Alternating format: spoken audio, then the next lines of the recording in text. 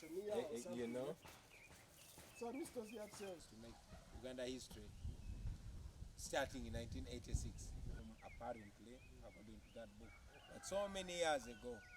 As we speak now, there are gross human rights violations that are going on right now. It was important that we look into that. You know, if General Museveni had a nod without questioning human rights violation, then it would be an endorsement that human rights violations are actually policy here in Uganda. Also, environmental concerns needed to be, you know, taken into account. Okay. In the whole, we built that road, we built now buildings sprouting out from the ground. These ones are new.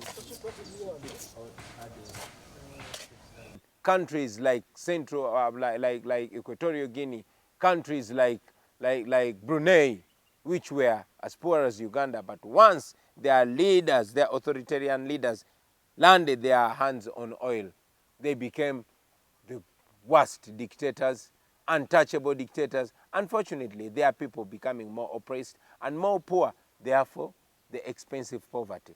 So until we have a leader that is accountable to the people, until the leadership is transparent and answerable to the people, until the leadership that we have is indeed a servant leadership, our oil can wait. What do you call a leader in Angola?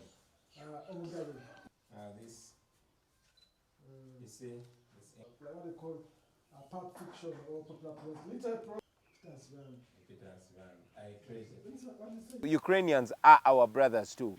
Back then they were all Soviets, you know, which is not anymore. They got their independence, which I support them to maintain. The same way I support South Sudan to maintain its independence, the same way I support Somaliland and any other place to determine its own destiny, I support Ukraine to maintain its independence. Gilead is a wonderful, wonderful book. Gilead by Marion Robinson. Gilead. It's about quite charming. Whatever you do, they are really, really. Yeah. For the Ukrainians to stand up against Russians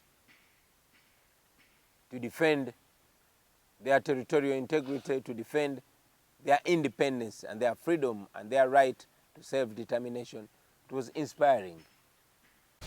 Great. I'll look out for it. It's called a rare book, very rare. I can show you, maybe you can take ones that have been, you know, found out by our human rights team are more than 300 that are in illegal detention, both prison and military prison. The missing ones are 64. Those are the ones that whose families have reached out to us and we are demanding with them. Among those are names that were read by General Museveni during the COVID pandemic, confirming that they are holding them. Among those are names that were read out by the former Internal Affairs Minister, Jeje Odong, confirming that they have them. Unfortunately, besides Museveni mentioning them and Honorable Jeje Odong mentioning them, nobody has seen them before. Their loved ones have gone to all prisons, all police stations, to no avail. So it is a wide number. No, not from Europe, from yard sales. Even local here, for example.